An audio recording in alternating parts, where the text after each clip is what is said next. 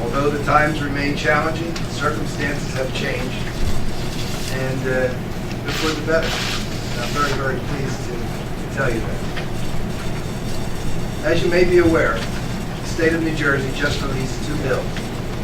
The Municipal Stabilization Bill, also known as the Atlantic City Takeover Bill, and of more immediate concern to the non-casino taxpayers of Atlantic County, the new pilot legislation. After a review of the new pilot bill, I have trepidation because this bill, like its predecessors, when there was two prior pilot bills, is silent on the percentage the county is entitled to receive. While the bill has not passed the legislature, we believe it's prudent to introduce the county budget in order to maintain an adoption date that coincides with the end of the temporary budget. The adoption is scheduled for March 22nd. If the pilot and its attendant consequences are negative, the county will have the time to modify what is being introduced to you all today. Presently, based on the equalized value and assessment ratios, our 2016 budget is just shy of $201 million. We are more than $7 million below the state mandated budget cap. The budget includes a reduction of close to $3 million in the amount to be raised by taxation. I repeat that. The budget is $2.9 million less than the amount last year to be raised by taxation. The days just have a sigh of relief. This also accounts for $7.4 million in property tax refund due to the city of Atlantic City because of the overassessment of the casino values. Even with this refund, according to the Board of Taxation, the county's general purpose tax has a reduction of 1 2/10 cents. We have reduced our salary and wage and other expenses by just over $3 million. And this number does not reflect the number of layoffs that the county will implement, since the discussions of these changes are still in the process. As I mentioned, the proposed casino pilot legislation does not specify what percentage of the payment the county will receive. Now that's $120 million coming in a year for 10 years from the casinos. And the percentage that we are going to get has not been included. And I believe it's by design. Why wouldn't it? How can any reasonable person enter into a long-term contract without the terms and the conditions clearly defined? In the pilot's bill statement, which, by the way, holds no legality whatsoever, the bill itself is what the state legislature will be voting on, and the governor will either sign or veto. But in the statement that accompanies it, they do put percentages in there. In the pilot bill statement, which holds no legality, reference is made to 10.4%. Now you may ask yourself, where did they get the 10.4%? They came up with the 10.4% because it's the average of the last 3 years. Why would you take the average of the last 3 years if it's a 10-year pilot? The question hasn't been answered. Also, even if they did take into consideration the last 3 years and make an average, did they include the $7.4 million we had to include this year because of the rebates on the assessments in Atlantic City? Did they put in the $5.7 million from last year that we had to include? And the year before that, the $16.8 million we had to put into the budget because of tax refunds because of the overassessment in the Atlantic City casinos? The answer to that is no, they did not. The statement also alludes to the expectation that Atlantic County will assume additional responsibility for Atlantic City, which could result in our receiving 13.5%. Now, let me explain this, and I don't want to add contradiction at all, because I know you probably haven't read the pilot any more than the legislature has read the pilot, because they didn't even write it. It was handed to them by the Casino Association. But with that said, where did they get the 13.5%? As bizarre as this may be, that is the average of the last 15 years. So why would you take the average of 3 years and put that in there, and then the average of the last 15 years and put that in there? So these are the two numbers that the statement has, which, by the way, I'll remind you again, means nothing, because it is not in the bill itself. It's as if you signed a mortgage, and the bank tells you, by the way, we're not going to write down what your payments are going to be, but it'll be about $600 a month. Shake hands. Would you do that? Of course not. Nor would anybody in their right mind sign a contract, especially a long-term contract, without the current terms and conditions clearly defined. Now, the 13.5% will be there, and the statement makes it clear if, and by the way, only if, and by the way, we're not going to say it's going to be, but if Atlantic County assumes the functions of Atlantic City government. Well, what functions? Well, that's not defined either. Now, Senator Whalen had told the press of Atlantic City that functions have to be assumed by Atlantic County government. And he made reference to the Atlantic City Police Department, that we would assume that as a county police force. Another senator made reference to the municipal water company, the MUA, that we would assume that responsibility we're purchasing. So we don't know what our responsibilities are going to be. I could throw some out. It could be trash collection, it could be recycling, it could be an assumption of the city health department. I don't know, because it is not spelled out here. I do know that unless we do play ball, it's going to cost the citizens of Atlantic County, if they use the 10.4 to 13.5, $4 million a year for 10 years, which is $40 million, which we can't sustain. It's not sustainable to us.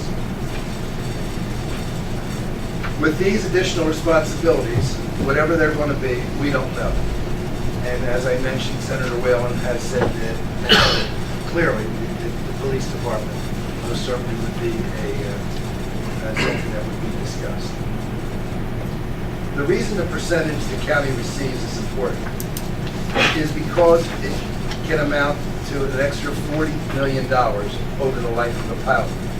To put it plainly, if Atlantic County plays ball and assumes certain functions now done by Atlantic City, we may get an additional $4 million a year for the life of the 10-year pilot.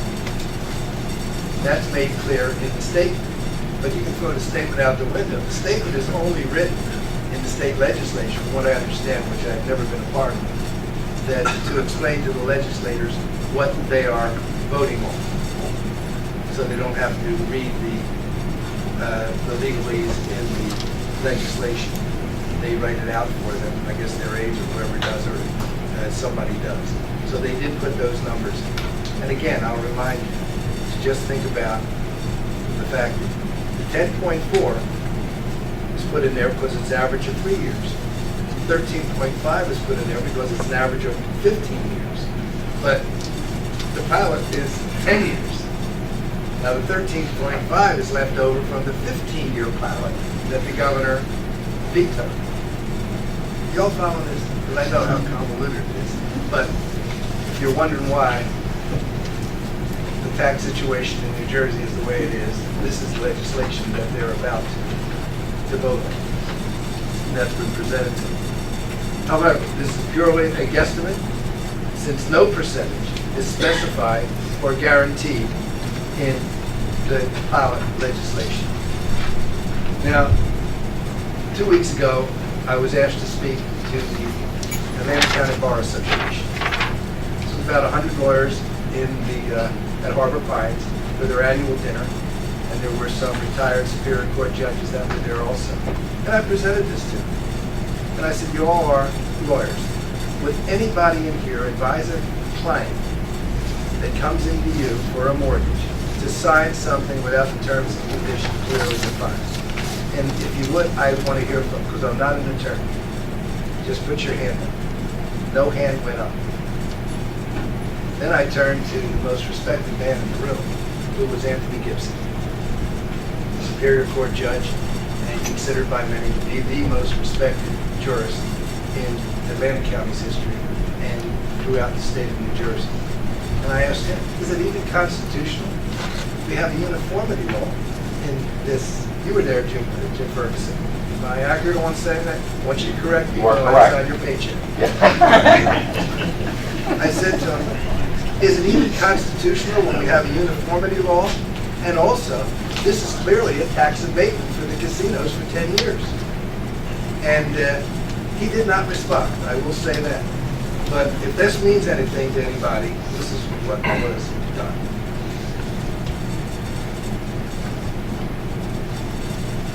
Now,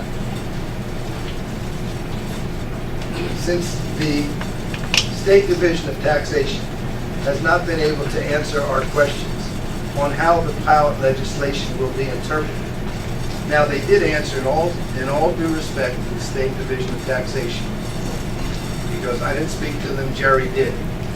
And I said to Jerry, what did the State Division of Taxation say to Jerry? And they said that they would not make a determination until the legislation passes. Then they, am I accurate, Jerry? Correct. Well, take that with a grain of salt, like sign this paycheck also. But that was the response. We don't even know if the value of the casinos are going to remain in our tax base, which would really be a shock to us all. To remain, what is their value now?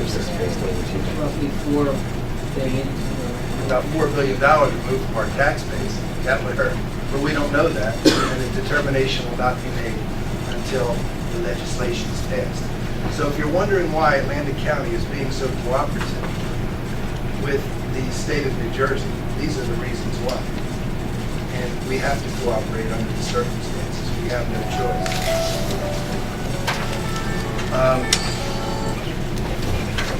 Since the State Division of Taxation has not been able to answer the questions on how the pilot legislation will be interpreted, the county can only make reasonable assumptions in this regard.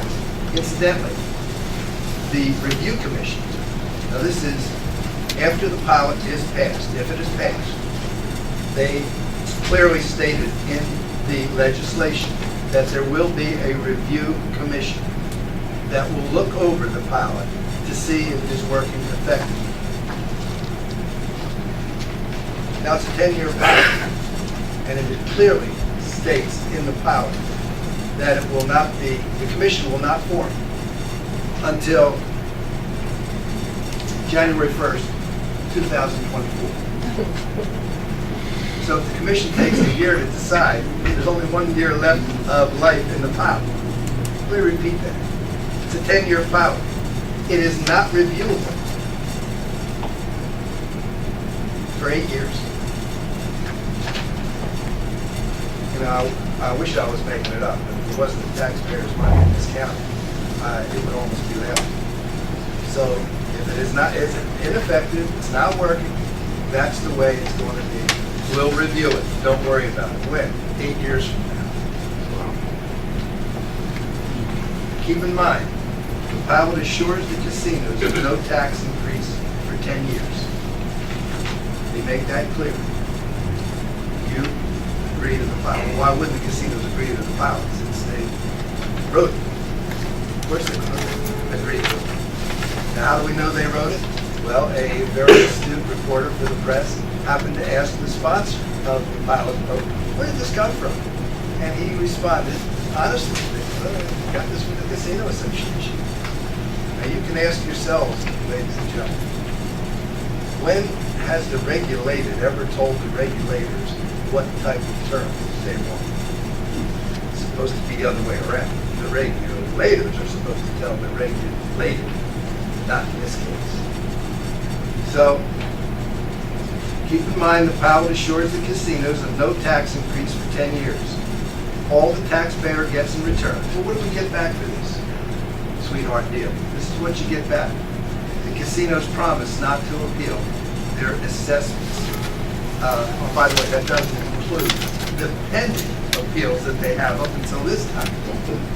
Now follow this. 12, 13, 14, and 15 that they're appealing, that can still go through for whatever it's going to be. What you're getting from the casinos, which are pretty close to true value anyway, since they had all these appeals, you're getting from the casino the insurance for the next 10 years, they won't appeal their assessed value. That's all you're getting back. Wouldn't it be more prudent just to assess the casinos correctly? Like every other jurisdiction in this country that has a casino. How is it that New Jersey can't assess the casinos correctly? And they need a 10-year pilot so that the casinos don't appeal their assessment. Pennsylvania can assess the casino. New York can assess the casino. Nevada can assess the casino. Only in New Jersey we can't assess the casinos correctly. So since we can't assess it correctly, we will put in a 10-year pilot for them not to have a tax increase for 10 years if they promise not to appeal their assessment. Wouldn't every taxpayer love to have this arrangement? Try to imagine for a moment, as an average taxpayer, having stabilized taxes for the next 10 years in exchange for merely accepting your present assessment. Your house is assessed at $250,000, and you're paying $6,500 a year in taxes. And you're told, we will not raise your taxes for the next 10 years. All you have to do is promise, Mr. and Mrs. Homeowner here in the county, is that you won't appeal your assessed value for 10 years. Got a deal? You would jump at it. Now, you don't have to worry about any increases in salaries for your teachers, for your police, for your firefighters. No more concerns about the cost of road reconstruction and bridge improvements. No further discussions about the expense to build new schools and recreation fields for our children and grandchildren. All those expenses for 10 solid years, you don't have to worry about. All you have to do is agree that you're not going to appeal your assessed value. And you don't get an increase for 10 years. So who's going to pay the increased salaries to the police and fire? Who's going to pay the increase for capital costs? You need a fire engine. You need a police car. You need radios in it. You have to do a road. Who's going to pay for it? Not the casinos, because they have stabilized taxes for the next 10 years.